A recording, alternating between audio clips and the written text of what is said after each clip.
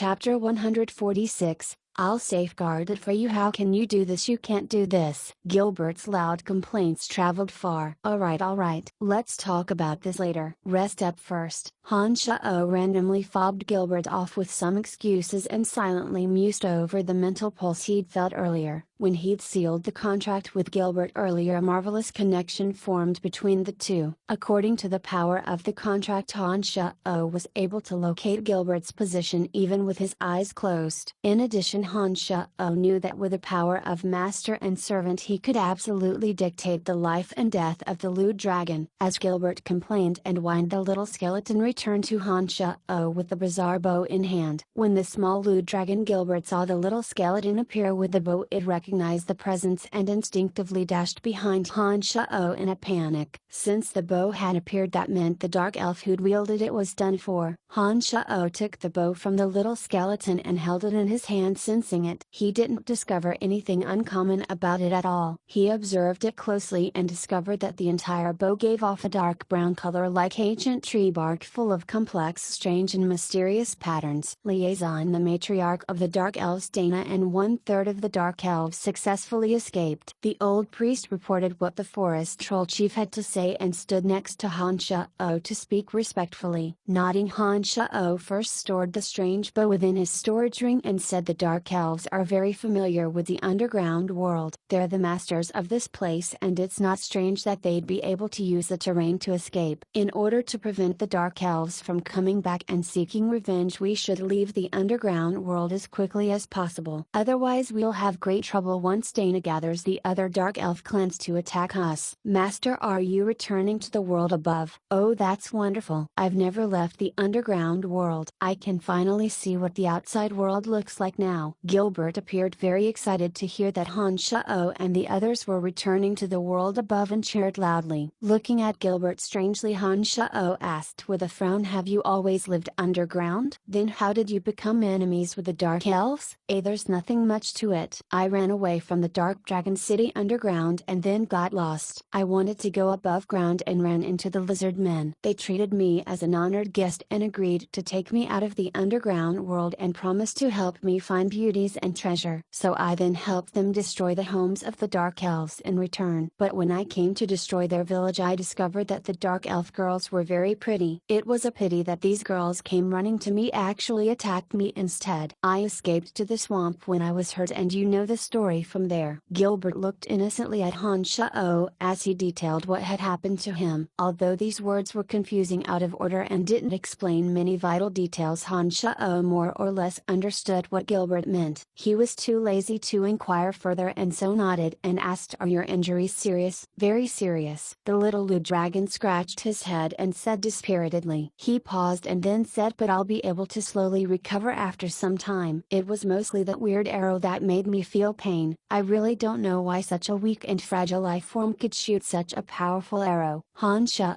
slapped Gilbert's black head and said, "Idiot, didn't you see the Dark Elf immediately die after shooting that arrow? That was an evil arrow that consumed life in its wake. Of course it'd be strong. Don't think you're really something just because you have a large body." Gilbert cried out in pain and rubbed the head that Han Shao had just slapped, muttering, "I'm already injured. Even though you're my master, you still can't bully me." Thinking for a bit, Han Shao took out the Medusa's essence blood and gave it to the little lewd dragon. "This is the essence blood of the Medusa. It has a miraculous effect on injuries and will definitely be good for your injuries. Take it and use it sparingly, don't waste it." "Oh, wondrous master, I salute you." Gilbert temporarily couldn't see anything because his eyes had been injured, but when he heard that there was Medusa's essence blood that could heal his injuries, he waved his hands as he kissed up to Han Shao, finally laying his claws on the small flask with the Medusa blood. "Bring my litter over and carry this blind dark dragon. We need to leave the underground world as soon as possible. Otherwise we'll have incredible trouble when Dana gathers the other clans of Dark Elves." The old priest also understood the danger they were in with their current situation. He gave instructions to the forest troll chief in the distance and 2 litters were carried over. The comfortable spacious one held the little skeleton and the somewhat crude one held the little blue dragon Gilbert. Han Shao walked in front leading the way. It was a good thing that Han Shao had silently taken note of the path on the way here. With Han Shao's current memory and brain he was able to fully recall the complicated and winding roads in his mind. They didn't run into any difficulties on the way back out under Han Shao's guidance. When they reached the entrance passage once again and started walking into the spacious and interwoven caverns, the old priest was incredibly surprised. Liaison, we've only walked through this area once yet you've remembered the entire path already? The old priest couldn't help but ask with curiosity after holding his questions in for a while. Oh, this is all conducted under the guidance of the mighty Datara and has nothing to do with me, Han Shao responded carelessly. He gave an order and the little skeleton poked a head out of the litter waving his little hand at the old priest and saluting Han Shao.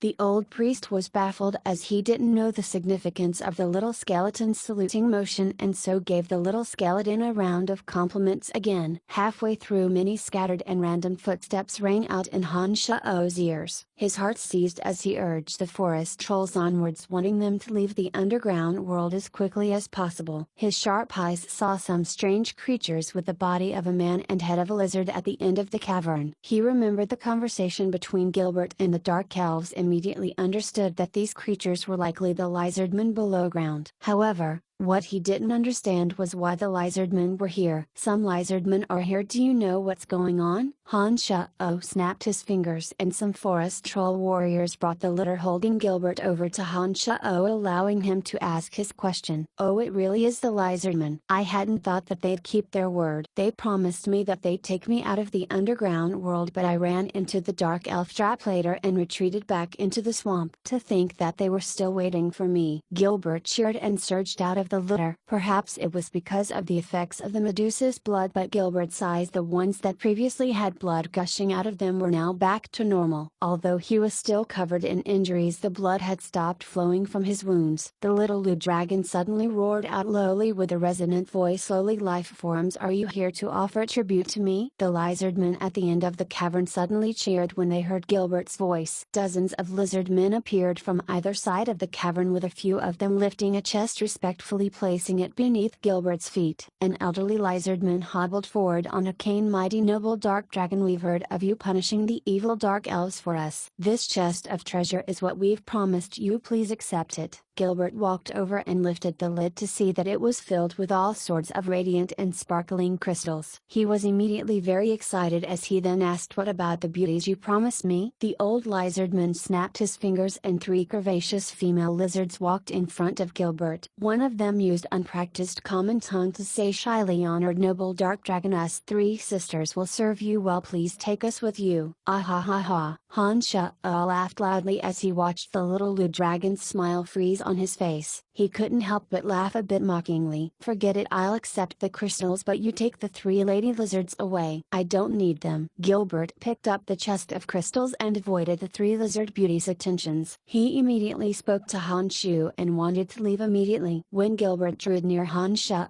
snaked out a hand like lightning and grabbed Gilbert's box of beautiful crystals and threw it into his space ring, ignoring Gilbert's complaints. Yours is mine, I'll safeguard it for you. Hey hey. The forest troll entourage then walked towards the world above ground thanks to Han Shao's amazing memory. Chapter 147, the mission is a go. Not running into any further danger along the way, Han Shao and the others made it safely out of the underground world, exiting from the mountain valley they had come in through. Although this time's outing had been a bit different from the original plan, he was still satisfied with the overall result. Not only had he received 2 cartloads of gold and jewelry from the Dark Elves, he'd also received a chest of beautiful crystals, a mysterious bow, and a dark dragon subordinate. Han Shao felt that this trip had been quite worth it. As they walked towards the forest troll's village, Dark Dragon Gilbert kept complaining, switching tracks between wanting Han Shao to return his chest of crystals to him and Han Shao finding beauties for him. Indifferent to his whining, Han Shao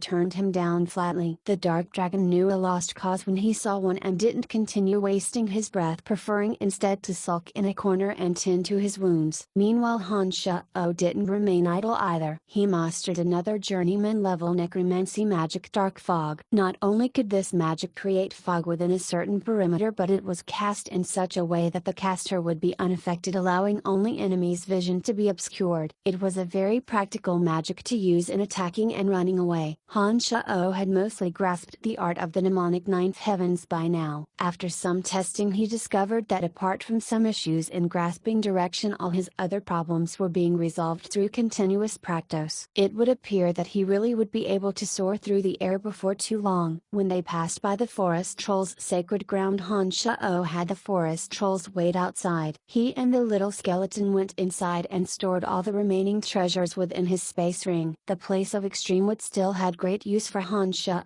so he left specific instructions for the forest trolls guarding the sacred ground to keep an eye on this place. After returning to the village, Han Shao discovered traces of a violent fight outside the village. As he entered the village and listened to the old priest's summary, he learned that the forest trolls that had gathered from all areas had engaged the elves after they'd left. The forest trolls' superior numbers forced the elves to retreat after losing a few of their number. As the god that the forest trolls worshipped, the little skeleton received adoration from all the forest trolls. Han Shao then gave instructions to the old priest and took all the luxury items that they dropped from the McGrady Guild. Using the excuse of observing potential targets, he left the forest trolls along with the little skeleton and lewd dragon Gilbert. Han Shao arrived at the cemetery of death after a few days of walking. Because of the contract, Han Shao wasn't afraid of Gilbert spilling his secrets and led him directly into the cemetery of death. When Gilbert discovered that Han Shao possessed the cemetery of death, a string of fawning words poured out from his mouth and lauded Han Shao up to the heavens. "Alright, you stay here temporarily and rest up. I'll come find you if I have any instructions." Han Shao paid no attention to Gilbert's rambunctiousness and left through the transportation matrix. He returned to the Empire's capital of Asen. Han Shao discovered Emily's marks right after walking out of the cemetery of death. This cave was where Han Shao had placed the transportation matrix for transporting in and out of the cemetery of death. Only Emily knew about it apart from Han Shao. From Emily's message, Han Shao knew that Emily had come looking for him and wanted him to contact Chester at the Dark Mantle as soon as he'd returned from the cemetery of death. He picked up the transportation sticks from the ground and didn't return to the academy but made for the Dark Mantle stronghold instead. "Oh, you finally appeared. Mistress Emily has looked for you many times already. I've also been to your academy to look for you but couldn't find traces of you. In the end, Mistress Emily told me to stay here and said you'd contact me. To think that you'd actually appear." Coincidentally, the bandit guard Chester walked out as Han Shao arrived at the Dark Mantle's stronghold and started yelling excitedly. "Has something gone wrong that Emily is looking for me so urgently?" Han Shao asked askance when he saw Chester's look of anxiety. Chester nodded and shook his head, speaking with a wry face. "Something must have happened, but Mistress Emily didn't tell me specifically what had happened." "Then what did Emily tell you?" Han Shao knew that Emily would not tell Chester information he had no right to know, and thus asked about Emily's instructions for Chester. "Leave the capital with me immediately. We need to head for Valen City. Mistress Emily should be there already," Chester responded, and then added, "Mistress Emily told me to take you to Valen City and contact her through the organization. She'll explain in detail to you then." "Then let's go." Han Shao nodded in agreement. Valen City was on the western frontier of the Empire and was separated from the Casey Empire by the Kurlan Grand Canyon. The Empire's Griffin Legion was stationed there to defend against the Casey Empire. Han Shao only realized the Dark Mantle's true strength when they were on the move. Han Shao and Chester used the Dark Mantle transportation matrix to directly travel to Valen City from within the Dark Mantle headquarters. When the two arrived at Valen City and contacted the local Dark Mantle members, the local members immediately prepared a carriage for them when they heard the two were on business for Emily. The carriage drove directly to the hotel where Emily was staying. The soil of Valen City was poor, so the entire city would only bustle with activity when the Lancelot Empire went to war with the Casey Empire. But after so many years of war the originally poor Valent city became even more impoverished. Many locals had already moved to other places and the ones who remained conducted their trade with the army. Han Shao hadn't seen Emily in quite a while. Emily had taken up residence in an elegant room within the spacious hotel and was furiously writing away at something. She was quite overjoyed when she saw Han Shao but grew serious as she saw Chester following behind him. Chester, you wait outside first, I have some words for Han Shao. Chester wasn't unhappy at all and retreated quite respectfully. He stood guard outside for Han Shao and Emily, preventing others from disturbing their conversation. I've already left instructions with the forest trolls. Whoever comes to purchase the siege weapons will be able to do so. Han Shao walked directly towards Emily and arrived at the side of a burning brazier. Our target this time is the Griffin Legion. According to our speculations, the chief of the Griffin Legion plans to rebel. What I need to do is gather evidence. Emily didn't conceal anything and directly gave voice to their plans. Han Shao gave a start of fright but then felt joy slowly forming inside. As the sons of the chief of the Griffin Legion, Claude and Clark, had long since formed deep grudges with Han Shao. Claude had died at his hands and Clark had tried to assassinate him earlier. It looked like he'd be able to kill off Clark during this time's mission as well. Why does the chief of a legion want to rebel? Although he was happy, Han Shao didn't forget the task at hand and asked in confusion. His Majesty's health has continued to decline, becoming poorer and poorer. The two princes aren't worth much and neither of them are able to truly obtain his trust. Curiously enough, the chief of the Griffin Legion petitioned His Majesty to have the princess marry his son Clark. Even though His Majesty declined him in the end, the chief still holds great military power in his hands and his motives for his petition remain unclear. The Dark Mantle then discovered that his movements were becoming a bit suspicious. They seem to indicate that he has some contact with the Casey Empire. Our goal is to collect as much evidence as possible. As long as we have enough evidence, my brother will personally make a move and arrest the chief of the Griffin Legion. Emily looked at Han Shao and explained. Then what should we do next? Since Emily knew the detailed particulars of this mission far better than Han Shao, he didn't dare express any opinions and directly asked Emily. According to our Dark Mantle's observations, a storm seems to be brewing within the Empire. The Casey Empire is watching us with greedy eyes and seems to be prepared to launch fierce attacks as soon as His Majesty dies. The chief of the Griffin Legion won't make his move immediately, but since you've already given your orders to the forest trolls, I think the siege weapons stolen from the McGrady Guild will appear in Valent City before too long. This batch of siege weapons could be what Griffin Legion Chief Bob Asher is planning to use when attacking the palace. As long as we can discover this batch of siege weapons in their house, we can arrest them before they start their rebellion, Emily explained as she looked at Han Shao. His son Clark isn't in Valent City right now. I want to kill him first. Han Shao suddenly spoke with a low voice when he finished listening to Emily's words. Emily started when she heard these words. She couldn't fathom how Han Shao would know Clark and moreover hold such hatred towards him. Chapter 148, A Familiar Female Slave. Chapter 148, A Familiar Female Slave. No matter how your grudge against Clark was formed, he is still an Earthrider. You shouldn't move slightly. Emily couldn't help but remind Han Shao anxiously when she saw his desire to kill. Nodding with a faint smile, Han Shao comforted Emily. Don't worry, I'm not that kind of brash person. I wouldn't do anything to him without absolute guarantee. Emily's mind was put at ease only after Han Shao said thus. I'm not sure whether or not Clark is in Valent City right now. I heard that he had returned, but I've yet to receive word. If Clark really has returned to Valent City, I'll tell you that Valent City is the Griffin Legion's territory. You must be very careful. Understood. What should we do next? Han Shao asked Emily. Emily took a fur cape from the seat to the side and wrapped it around herself. She stood up and patted herself down, saying to Han Shao, I'll take you to a place and see if you can collect any intelligence. Emily stood up and was checking herself out in the mirror when Han Shao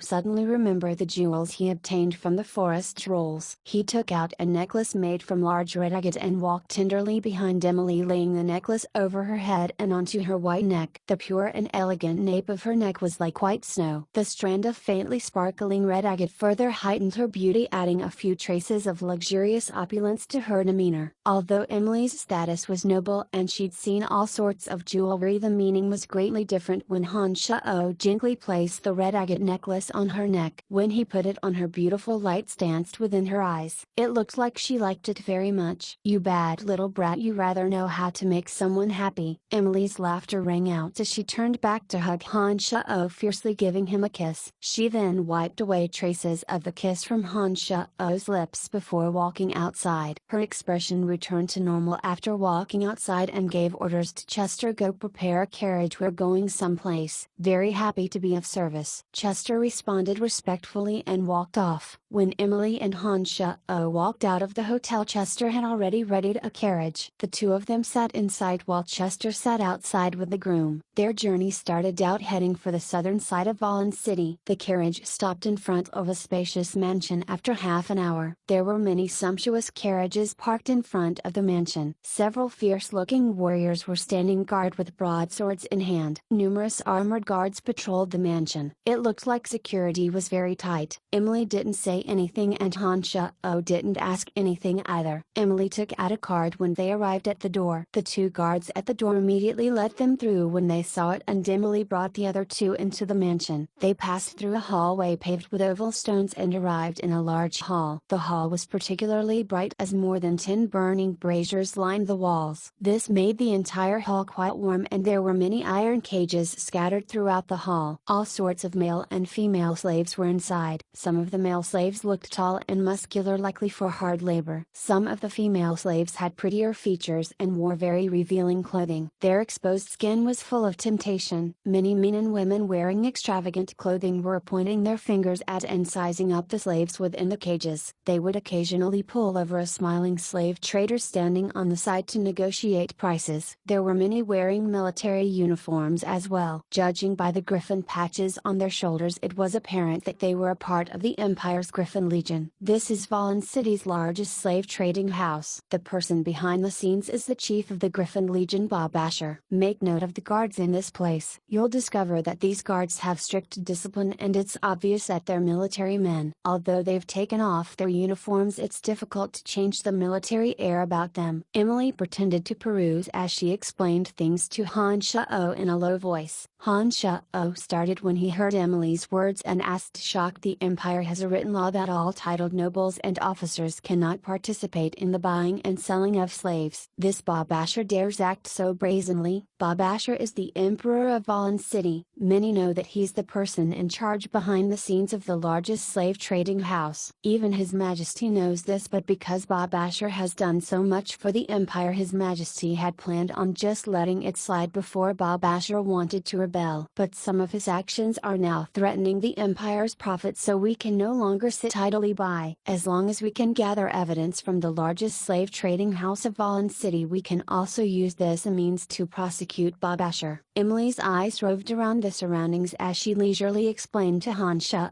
Chester was a bit surprised to see Emily's intimate attitude towards Han Shao, but as a member of the Dark Mantle, Chester naturally understood that sometimes he'd have to pretend that he hadn't seen some things. Thus, when Emily noticed his attentions, Chester hurriedly looked away. His expression had already gone back to normal by the time he lifted his head, just that there would be hints of surprise and admiration in his eyes when he looked at Han Shao, even a slight trace of envy. "The quality of these slaves aren't much. I'll show you some better ones. Maybe you'll be able to select one that you would like as a maid or serving girl." Emily's voice suddenly raised higher when two guards walked towards them as she tugged Han Shao in the direction of a small house. Emily once again displayed the card when they reached the door, and the guards respectfully let them through after they examined it. "Beautiful madam, I hope you find a slave that satisfies you." She chuckled and turned to nod at Han Shao, saying with a slight smile, "Come in." There was a dim hallway inside that was carpeted with a soft red carpet, and glass chandeliers hung high above. Paintings were hung on the walls of the hallway with a guard stationed every 10 steps. The three of them entered a round auction room after walking for a minute. The auction floor was decorated very opulently. There were regular seats like a movie theater and small rooms for VIP seating. Emily walked to one of the small rooms on the left and conversed a bit with those inside. One of the guards respectfully led her upstairs after a swipe of her crystal card. Han Shao heard riotous calls of prices as soon as he entered. A savage with an exceedingly fierce body was restrained in a cage and emitting roars like a wild animal. The people beneath the stage were raising their signs one after another to bid on the fierce-looking savage. Some nobles like to fight. They send their gladiators in for private fights, stopping only when one side is dead. Hence they'll come to pick some slaves with astonishing capabilities because there are less complications with slaves. Emily explained faintly when she led the two upstairs to the VIP room. Han Shao nodded to express his understanding and saw that there was a sign forbidding when he walked into the small room. He also saw a simple magical apparatus that would display the desired bid when activated. It was quite convenient. Some people have a lofty status or have certain reservations, so they don't wish for people to discover that they've appeared in such a place. This is why these small rooms that can conceal oneself and can look out but not in exist. Emily's gaze swept thoroughly across the stage and the people beneath it after they entered. The next character to be auctioned will be familiar to the Valen City guests tonight. She's the young miss of the Addison family of Valen City. The Addison family has colluded with the Casey Empire and was found out by the noble chief of the Griffin Legion. The Addison family was thoroughly exterminated a few days ago and all traitors were executed. The young miss of the Addison family has been branded as a slave status. Hey, this feisty miss once had a widely known reputation throughout Valen City. Her breasts have now fully developed and she's still a virgin. I believe that everyone will be quite interested in this feisty miss of Valen City. A host wearing a tuxedo described all this with a smile on stage, perking the interest of those below. He then raised his arm and called out Miss Lisa of the Addison family. Oh, little Lisa isn't a miss anymore but a female slave that you can enjoy at your leisure, about to go home with you. Starting price of 300 gold coins. The bidding begins. A cage descended slowly from the ceiling when his words concluded, as Lisa, wearing a ghastly expression and brimming with tears, appeared within Han Shao's vision with her very full breasts covered by sexy veils. Chapter 149. She's yours. Han Shao was greatly startled to see Lisa appear inside a cage. His originally wandering gaze became a bit harsh. Han Shao had once borne hatred towards Lisa, but as the two spent more time together he discovered that she wasn't as bad as he had originally thought. She'd then protected him whenever she could. All of this had slowly changed Han Shao's impression of Lisa. Lisa's eyes were brimming with tears as she was held captive within the cage. Her bright clear eyes were now dim and lackluster, suffused with a sense of helpless despair. This made Han Shao's heart ache with pain. Is there some feud between the Addison family and Bob Asher? Why was the Addison family suddenly destroyed and branded with the tag of traitors? Han Shao looked coolly around his surroundings and asked Emily. Emily had felt that Han Shao had become a bit on edge when Lisa had appeared, and she couldn't help but ask when she heard Han Shao's words. You seem to care a lot about this, Lisa. Nodding, Han Shao turned to explain. Lisa is one of my classmates in the necromancy major back at the academy. We're good friends and she's helped me quite a few times. I definitely won't sit idly by now that she's in dire straits. Emily was startled when she heard Han Shao's words and then responded. The Addisons were already on bad terms with Bob Asher before he wanted to rebel. However,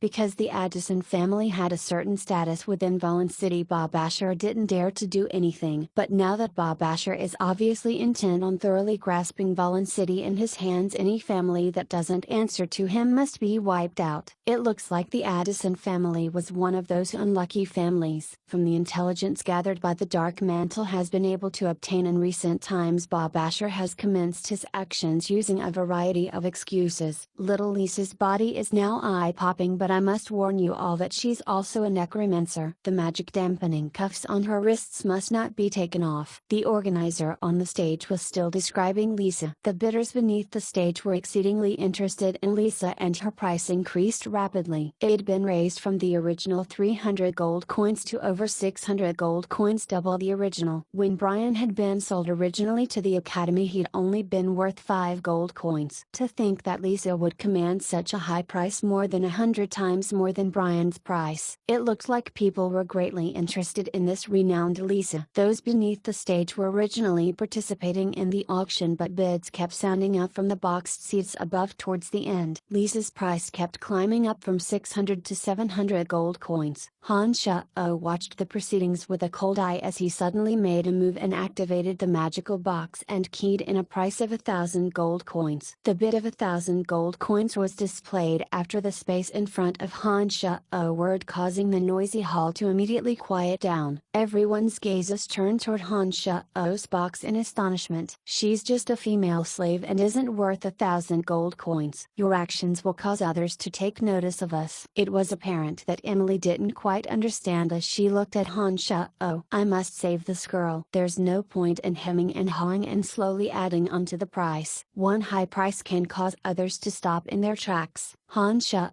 said as he looked at Lisa in the cage lying there as if she were dead. Indeed, the bidders who'd been greatly eager to bid all stayed their hands with displeasure. A female slave for the purposes of pleasure wasn't worth 1,000 gold, no matter how they looked at it. Although Lisa's status within Valen City had once been lofty and thus was of some temptation, 1,000 gold coins wasn't a small sum. Setting aside her status, any other slave of equivalent looks would only be worth 50 gold coins. Therefore, when Han Shao's high price of 1,000 gold coins was placed, the organizer happily slammed down the gavel after calling out 3 times. "Congratulations to bidder number 83. You only need to swipe your crystal card within the box and transfer 1,000 gold into our trading house's accounts. Little Lisa is all yours." To the current Han Shao, 1,000 gold coins wasn't a big deal at all. His trophies from the Dark Forest in recent times had all been worth tens of thousands of gold coins. Therefore, he didn't even frown at the thought of 1,000 gold coins and took out his crystal card, prepared to swipe it through the slot within the box. Emily suddenly reached out her hand and stopped him. She swept the crystal card in his hand to the side and said, "Let me. If we use your card, the name on your account will be registered in the trading house. Although they will keep your information confidential, it will be easy for Bob Asher to know your identity if he wanted to investigate you." Han Shao felt that her words made sense and said, "All right, I'll transfer 1,000 gold coins to your crystal card and you can use a secure card to make the payment." Emily actually hadn't planned on letting Han Shao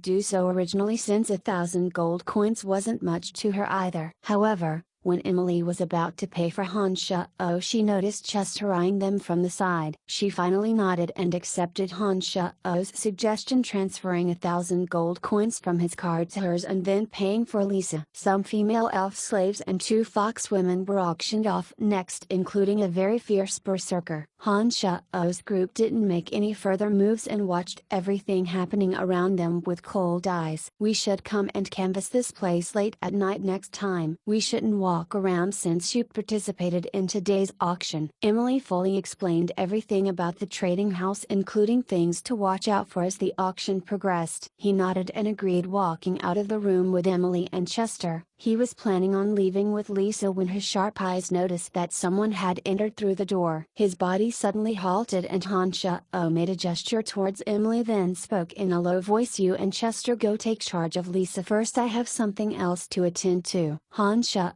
quickly left after saying these words and threaded through the crowd with large strides, abruptly appearing in front of the door and heading towards Lawrence, who just appeared. However, 2 people appeared beside Lawrence before Han Shao had even drawn close, and they took one step forward, staring at Han Shao alertly. Lawrence finally noticed Han Shao at this moment and looked at him with surprise. He then turned his head and spoke sharply at the 2 men, finally waving at Han Shao afterwards. Lawrence asked him with great astonishment when Han Shao drew close to him, "Brian, what are you doing in Valen City?" "I had a few things to take care of in this area." "What are you doing here?" Han Shao asked. His face growing frosty, Lawrence spoke in a cold voice, "Something's happened to my cousin's Addison family, and now even Lisa's fallen victim to a plot to make her a slave. I heard that she was being auctioned off here and have come to rescue her." Lisa and Lawrence's family were related, and it seemed that he was well aware of what had happened to her family. This was why he'd purposefully made the trip from the capital. This also raised Han Shao's opinion of him. It would appear that Lawrence was one who valued family. Logically speaking, there was a limit to how close cousins would be, not to mention that Bob Asher gave labeled the Addison family as traitors. Such a crime was enough to cause all relatives to pause, as it would be easy for them to become embroiled as well. For Lawrence to make his way here from such a far distance was enough for Han Shao to view him with new eyes. "You're too late. Lisa's already been purchased for 1,000 gold coins." Han Shao looked at Lawrence and said with a slight smile, "It must be that old dog Calvert." Lisa Lisa's family and his family have never gotten along. He must have been one of the instigators for what happened to Lisa's family this time. He would certainly be willing to spend large sums to buy Lisa and take her home to torture. Lawrence's face darkened and he spoke to the two behind him. It looks like we'll have to be the burning and looting sort of robbers today. The two behind Lawrence had no expressions on their faces and wore very ordinary loose clothing. There wasn't much that could be gleaned from their outfits, but Han Shao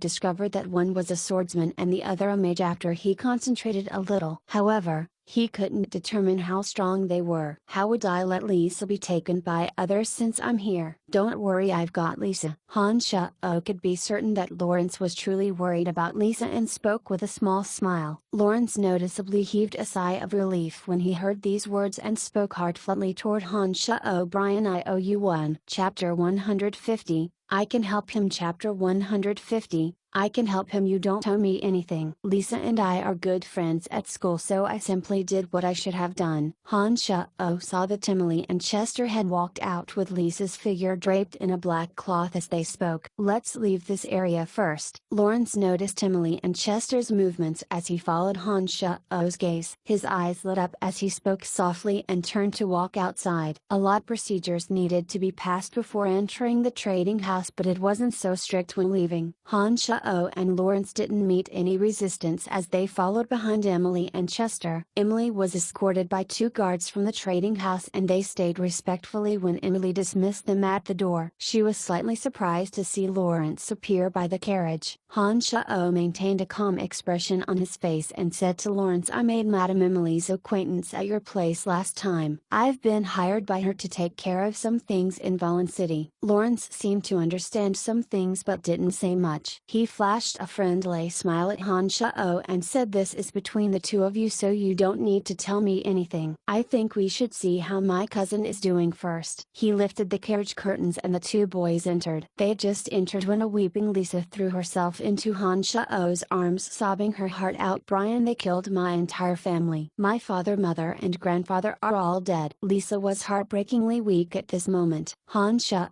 patted her shoulder lightly and said in a soft voice, you're safe now. These people will get what's coming to them. She hugged him fiercely, using all the strength in her body as if wanting to prove that this moment was real. She stuck her pinky in her mouth and bit down on it, finally crying out in pain, I'm not dreaming. I'm still alive. I want to get my revenge. I'm going to kill those brutal people. Lisa had always been a small terror at the academy, but her entire being seemed to have undergone a change after such a drastic event in her life. The innocence on her face had been replaced by hatred, and it seemed like it was the only thing giving her the will to live in this moment. Lisa, just what happened? You must tell me in detail. I'll obtain revenge for you. Frosty cold light shot from Lawrence's eyes as he asked the wailing Lisa in a low voice. Lisa finally seemed to realize that there was someone else in this carriage other than Han Shao. She wiped away the tears on her face and looked at Lawrence, immediately choking up again. Brother Lawrence, I don't know what happened either, only that my father said my mother was sick and wanted me to return home to look after her. I'd only just returned when I learned that there might be trouble at home. Mother wasn't sick and father didn't let me go home either. The next day Calvert, that dog of the Griffin Legion, brought men and rushed into our home. He killed and captured people everywhere. They're all dead except for me. All dead. Don't worry, I'll get revenge for you, Lawrence promised Lisa with a darkened face. Help me kill Calvert. You have to kill him for me, Lisa murmured helplessly, looking at Lawrence first and then fixing her stricken gaze on Han Shao. Her entire family and all her kin had been extinguished in the span of a second. The impact from this stimulus was too much for Lisa. This also made the usually bullying Lisa reveal a helpless side of her that caused others to want to protect her. I'll help you. Han Shao was silent for a moment beneath Lisa's stare, but he finally nodded his head solemnly and promised her, we should thoroughly discuss things first if you want to kill Calvert. Emily suddenly said lowly outside the carriage and then stuck her head in to look at Han Shao and Lawrence. She said we should leave this place at the very least. Lisa, come with me. Lawrence ducked out of the carriage and then nodded at the two men standing coolly off to the side. The swordsman departed and came back leading a carriage. Lawrence dragged Lisa in with him and the carriage began to move slowly after the groom cracked his whip. Follow him, Han Shao told Chester outside and then turned to look back at Emily with some apology. This may conflict with your plan, plan some, but I have to do so. I understand. Besides, killing Calvert was our original plan anyways. This causes no tangent from our original plan and we've gained some additional assistance, no? Emily first smiled slightly and then spoke a bit gravely. However, although Lawrence is the son of the finance minister, his two followers seem quite strong. In addition, Lawrence seems to be acting a bit weirdly. How did you get to know him? Do you know of his background? Shaking his head, Han Shao hesitated before responding. Master Candide once told me that Lawrence's identity was complex. He said that I may land in trouble if I grow too close with him. However, I've been in contact with Lawrence for a while and feel that this fellow is quite alright. Candide, that old fox. If he knows of Lawrence's identity and didn't tell you, that means that Lawrence's identity is really not that simple. It looks like I have some new questions to ask my brother. Emily spoke with a furrowed brow and was a bit perplexed. The carriage that Lawrence was in suddenly stopped and he stuck his head out. He opened his mouth when the carriage that Han Shao and Emily were level with his own. Brian, I think this matter has no direct relation with Madame Emily. If you're thinking of her behalf, you should try to make sure she's not embroiled in this. Han Shao blanked momentarily and exchanged glances with Emily within the carriage. Emily frowned and mused before speaking with Han Shao. Go with them and see what the preparations are. Come find me at the rally point afterwards. It'll be a good time for me to go back and investigate Lawrence. Nodding to Emily, Han Shao alighted from Emily's carriage and walked towards Lawrence, saying with a smile, your considerations are quite thorough. It's true that there's no need to involve Madame Emily. My apologies, Madame Emily, but you know I'm doing this for your own good. The Askers don't fear anyone in Valen City, so there are some things that you won't be able to become involved with even with your status. Lawrence called out softly to Emily's carriage and then ordered those in front of him, let's go. When Han Shao entered the carriage, he noted that Lisa seemed to have calmed down after Lawrence's consolement. Lawrence didn't say much and mused on certain things with a darkened face. Han Shao didn't know how to comfort Lisa, so he remained silent along the way. The carriage stopped in front of a house and Lawrence said gently to Lisa, you go and rest in that house. Brian and I will be going out to take care of a few things and will return soon. Don't worry, you'll be very safe inside the house. Having suffered through such a painful disaster, Lisa was much more malleable than usual. She nodded docilely and was helped down by Lawrence. Lawrence knocked on the door, causing a person to walk out. This person was hidden in the shadows and Han Shao immediately discovered that he was the expert that had once spied on Clark. Escort her in and tell those inside to protect her. You'll be coming with me. Lawrence returned back to the carriage after giving his orders, with the man walking back outside after Lisa went in. He sat down in front of Han Shao and Lawrence without saying a word. Han Shao took a good look at him as they sat face to face. He discovered that this man looked ordinary and there was nothing overly special about his face at all. However, it was enough to prove that his strength wasn't ordinary, given that he could tail Earthrider Clark without being discovered. His name is Lucky. He's an assassin. The two with a groom outside are Senior Swordsman Devak and Earth Major Adept Major Della. We're going to go kill Calvert now. Lawrence first introduced his men to Han Shao and then suddenly announced that they were going to go kill Calvert. What sort of plan do you have? Han Shao was silent at first and then spoke up in inquiry. Calvert is the loyal dog of Chief Asher of the Griffin Legion and is in charge of distribution of rations within Valen City. He's also an officer in the Griffin Legion and is 30 or 40 years old. He only had one son called Kaernand who once tried to rape Lisa, but Lisa chopped off his manhood instead. Thus, the two families formed an irresolvable feud. As a senior knight, Calvert has scores of servants at home. Many of them are part of the Griffin Legion and aren't too hard to take care of. Lawrence slowly explained all of this, which proved that he must have thoroughly investigated him prior to all this. I happened to receive news that Clark has already returned to Valen City and seems to have arrived at Calvert's home, seeming to bring some sort of instructions from his father. Lucky, who'd remained silent until now, suddenly spoke up at this time. Shock appearing on Lawrence's face, his brow furrowed tight. Han Shao's heart also leapt as a thick killing intent appeared on his face. Lawrence's hesitant expression explained that he'd become uncertain with Clark's appearance. However, having entered the true demon realm plus the aid of the little skeleton and necromancy magic, Han Shao was willing to go head to head with Clark. However, He too wasn't certain if he could beat an Earthrider, so he remained silent. Uncle Lucky, how confident would you be in killing Clark if you made a move? Lawrence opened his mouth to ask the assassin Lucky after remaining silent, waiting for an answer. I've roughly 50% certainty, Lucky replied indifferently. Nodding, Lawrence said, alright, then you make the first move. I trust that with your strength you'll be able to retreat safely even if you don't succeed. We can then judge based off Clark's condition to see if we need to make a move as well. I think there's no way that Clark will be able to find me if I want to leave, Lucky responded. I think if I coordinate with Mr. Lucky I'll be able to increase the odds by 30%. Han Shao looked at Lucky and suddenly spoke. Brian, are you certain you won't be discovered and won't affect Uncle Lucky? Lawrence's face was grave as he looked solemnly at Han Shao. I feel that my inclusion will bring him aid. If you believe in me, I'd like to make a move with him, Han Shao said seriously as he looked back at Lawrence. Alright Uncle Lucky, take him with you. Give up halfway through if things won't do. We can always find another opportunity. Lawrence thought for a moment and spoke to the assassin. Alright, Lucky responded and looked at Han Shao. We'll leave immediately. If Calvert's house catches on fire later, that means the mission's a go and you can come charging in. Otherwise don't come near us. Don't worry, I know what to do. Be careful. Lawrence nodded. Let's go. Lucky looked at Han Shao and jumped down softly from the carriage. He jumped up and landed on a roof that was 3 meters up without making a sound. Han Shao took a deep breath in and concentrated, focusing his magical yuan to employ the art of the demonic ninth heavens to take a great leap as well. His body flew out in midair as he jumped even higher than Lucky, also landing silently beside the assassin.